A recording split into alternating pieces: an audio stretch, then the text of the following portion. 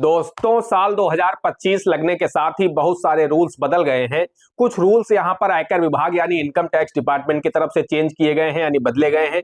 कुछ रूल्स भारत सरकार की तरफ से बदले गए हैं और कुछ रूल्स यहां पर आरबीआई की तरफ से बदले गए हैं, जो कि 1 जनवरी 2025 से इंप्लीमेंट भी हो गए हैं यानी लागू हो चुके हैं। सरकार ने कुछ बदलाव किए थे, कुछ रूल्स चेंज किए थे, जो कि काफी सारे 1 अक्टूबर 2024 से लागू हो चुके थे। वहीं बहुत सारे ऐसे भी रूल्स थे जो कि 1 जनवरी 2025 से लागू किए गए हैं। तो अगर आपके पास भी एक सेविंग अकाउंट है तो आज का यह वीडियो आपके लिए बहुत ही महत्वपूर्ण होने वाला है, क्योंकि सेविंग अकाउंट को लेकर के भी आरबीआई की तरफ से, भारत सरकार की तरफ से, इनकम टैक्स डिपार्टमेंट की तरफ से कई सारे रूल्स बदले गए हैं। उनकी जानकारी आप सभी को होना बेहद ही आवश्यक है, क्योंकि आपकी एक छोटी सी गलती से आपको इनकम टैक्स डिपार्टमेंट का नोटिस मिल सकता है और फिर दोस्तों आपके सामने एक बड़ी मुसीबत खड़ी हो सकती है। तो इसलिए इस वीडियो को शुरू से अंत तक जरूर देखिएगा, क्योंकि आज के समय में आपके पास एक सेविंग अकाउंट अवश्य है। हर व्यक्ति सेविंग अकाउंट का इस्तेमाल करता है यानी बचत खाते का उपयोग करता है। फिर चाहे आपका एक जनधन खाता हो, जीरो बैलेंस अकाउंट हो, स्कॉलरशिप अकाउंट हो, या फिर आपका नॉर्मल सेविंग अकाउंट हो, सैलरी अकाउंट हो, कुल मिलाकर के आप बचत खाते का इस्तेमाल अवश्य करते हैं। और बहुत सारे ऐसे भी लोग हैं जिनके पास में 2 अकाउंट है, 4 अकाउंट है, 6 अकाउंट है। तो आप सभी को सेविंग अकाउंट के जो न्यू रूल्स हैं वो पता होने आवश्यक है कि आखिर सरकार की तरफ से, इनकम टैक्स डिपार्टमेंट की तरफ से, आरबीआई की तरफ से क्या कुछ बदलाव किए गए हैं। उनकी जानकारी आप सभी को होना बेहद आवश्यक है। आइए वीडियो में आगे बढ़ते हैं, आपको सेविंग अकाउंट में किए गए बदलाव की पूरी जानकारी देते हैं कि आखिर 1 जनवरी 2025 से सेविंग अकाउंट के रूल्स में कौन कौन से बदलाव किए गए हैं, कौन सी नई लिमिट रखी गई है सेविंग अकाउंट होल्डर्स के लिए। दोस्तों इस वीडियो में हम आपको 6-7 ऐसे पॉइंट की जानकारी देने वाले हैं जो आप सभी से डायरेक्ट जुड़े हुए हैं। जैसे कि आप एक फाइनेंशियल ईयर यानी एक वित्त वर्ष में, पूरे एक वित्त वर्ष में यानी 1 अप्रैल से लेकर के 31 मार्च तक आप कितने रुपए जमा कर सकते हैं अपने सेविंग अकाउंट में। आपके पास 4 सेविंग अकाउंट है तो उनमें कितना जमा कर सकते हैं, आपका एक सेविंग अकाउंट है तो उसमें कितना जमा कर सकते हैं, यानी आपके लिए क्या लिमिट रखी गई है कैश डिपॉजिट करने की साल 2025 में। 1 जनवरी 2025 से जो न्यू रूल्स लागू हुए हैं उनके अकॉर्डिंग आप कितना पैसा जमा कर सकते हैं अपने सेविंग अकाउंट में एक फाइनेंशियल ईयर में। इसके साथ ही हम यह भी जानेंगे इस वीडियो में कि आप एक फाइनेंशियल ईयर यानी एक वित्त वर्ष में आप कितने रुपए विड्रॉल कर सकते हैं, ताकि आपको इनकम टैक्स डिपार्टमेंट का नोटिस ना मिले। क्योंकि दोस्तों जो रूल्स मैं आपको बताऊंगा, इनके द्वारा जो मैं लिमिट आपको बताऊंगा, उस लिमिट को अगर आप गलती से भी क्रॉस करते हैं तो आपको इनकम टैक्स डिपार्टमेंट नोटिस थमा देगा। और फिर आप समझते हैं कि अगर आपको इनकम टैक्स डिपार्टमेंट का नोटिस मिल गया तो आपके सामने कितनी बड़ी मुसीबत खड़ी हो जाएगी। तो इसलिए आप सभी को ये न्यू लिमिट पता होनी आवश्यक है। इसके साथ ही इस वीडियो में हम आपको यह भी बताएंगे कि आप यूपीआई के माध्यम से, आज के समय में यूपीआई का बहुत तेजी से क्रेज बढ़ा है।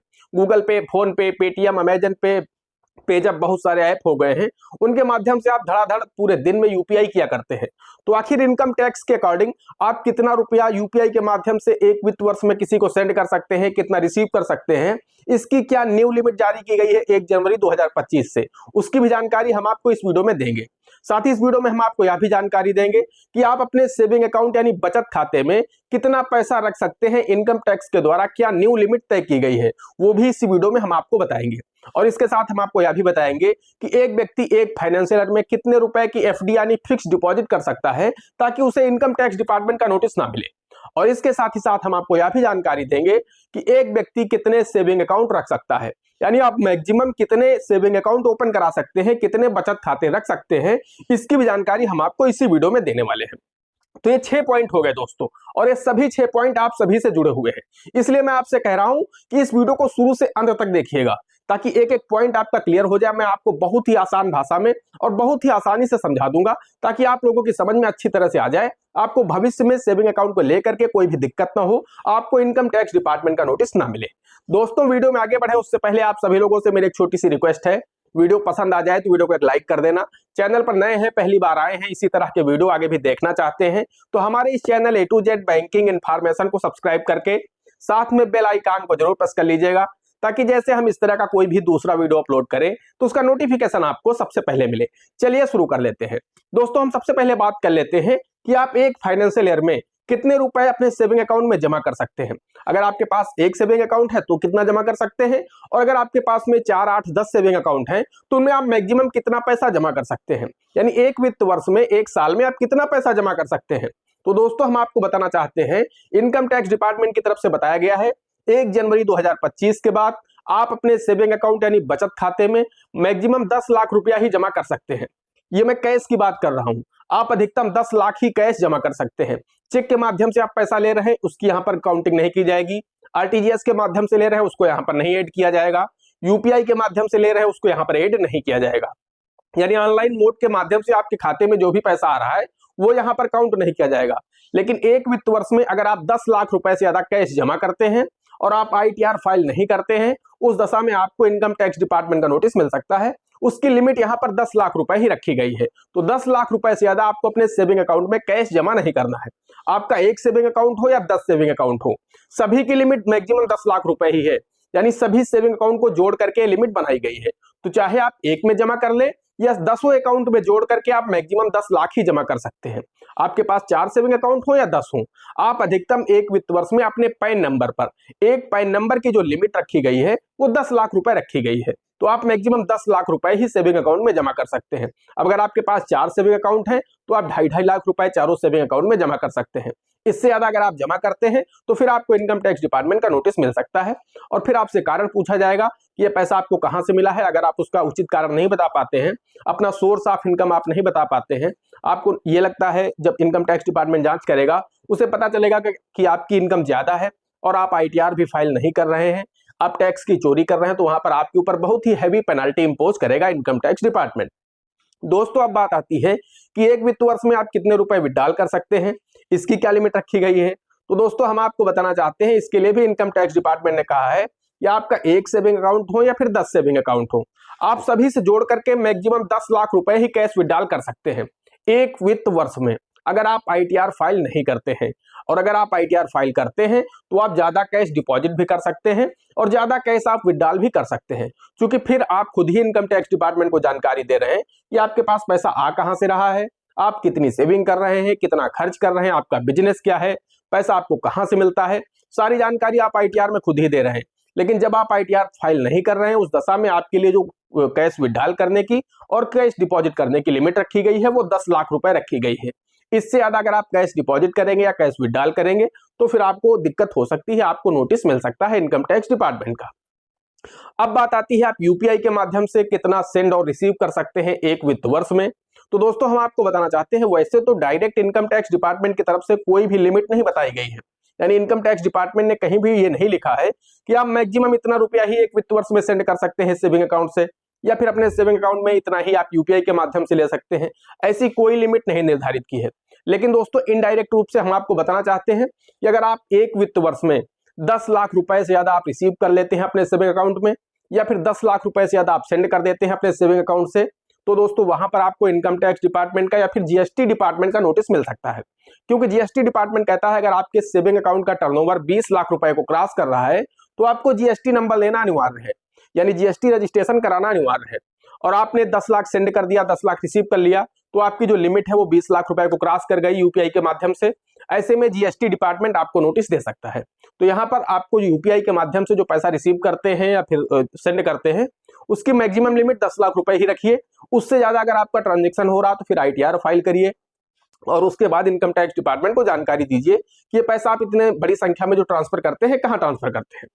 अब दोस्तों बात आती है कि आप एक वित्त वर्ष में कितने रुपए की एफडी यानी फिक्स डिपॉजिट बनवा सकते हैं। तो दोस्तों इसके लिए भी इनकम टैक्स डिपार्टमेंट ने लिमिट तय की है। 1 जनवरी 2025 के बाद जो न्यू लिमिट आपके सामने आई है वो है 10 लाख रुपए। एक व्यक्ति कैश जमा करके एक वित्त वर्ष में मैक्सिमम 10 लाख रुपए की ही एफडी बनवा सकता है। यानी आपका जो पैन नंबर है उसकी लिमिट यहाँ पर 10 लाख रुपए ही रखी गई है। आप एक बैंक में एफडी बनवाएं या 10 बैंकों में एफडी बनवाएं, लेकिन उसकी जो लिमिट रखी है इनकम टैक्स डिपार्टमेंट ने एक वित्त वर्ष की वो 10 लाख रुपए। और मैं ये बात कर रहा हूँ कैश जमा करने की। जब आप कैश जमा करके एफडी करेंगे उसकी मैं बात कर रहा हूँ। पैसा आपकी सेविंग में पड़ा है उससे आप एफडी करा रहे हैं तो यहाँ पर कोई लिमिट नहीं है उसके लिए। हाँ, आप कैश लेकर के बैंक गए हैं और कैश जमा करके एफडी करा रहे हैं बार बार, तो दोस्तों उसकी लिमिट 10 लाख रुपए है। इससे ज्यादा आप कैश जमा करके एफडी मत कराइए, वरना आपको इनकम टैक्स डिपार्टमेंट का नोटिस मिल जाएगा। अगर आप आईटीआर फाइल नहीं करते हैं, अगर आप आईटीआर फाइल करते हैं तो फिर ज्यादा कैश जमा करके भी ज्यादा अमाउंट की एफडी करवा सकते हैं, कोई भी दिक्कत नहीं है। अब दोस्तों हम बात कर लेते हैं कि एक व्यक्ति कितने सेविंग अकाउंट रख सकता है।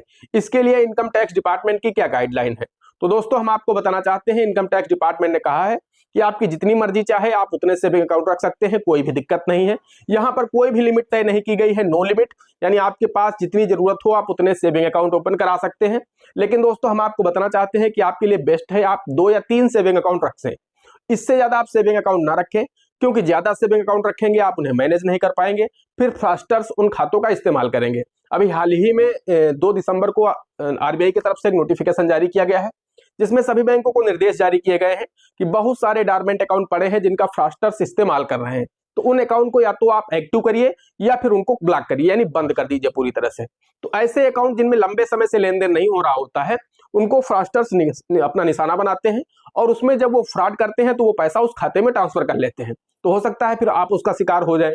तो इसलिए आपको जितने सेविंग अकाउंट की आवश्यकता हो उतने सेविंग अकाउंट खुलवाइए, यानी 2 सेविंग अकाउंट की आवश्यकता है तो 2 खुलवा लीजिए, 3 की आवश्यकता है तो 3 खुलवा लीजिए, क्योंकि इससे ज्यादा अगर आप सेविंग अकाउंट रखेंगे तो मैनेज नहीं कर पाएंगे। सभी में आपको मिनिमम बैलेंस के चार्जेस देने होंगे, आपको मिनिमम बैलेंस मेंटेन करना होगा, एसएमएस चार्जेस सभी में देने होंगे, एटीएम के चार्जेस सभी में देने होंगे, बहुत सारे चार्जेस होते हैं। उसके बाद जब आप आईटीआर फाइल करेंगे तो फिर आपको सभी अकाउंट को मैनेज करना होगा, उनमें टाइम लगेगा।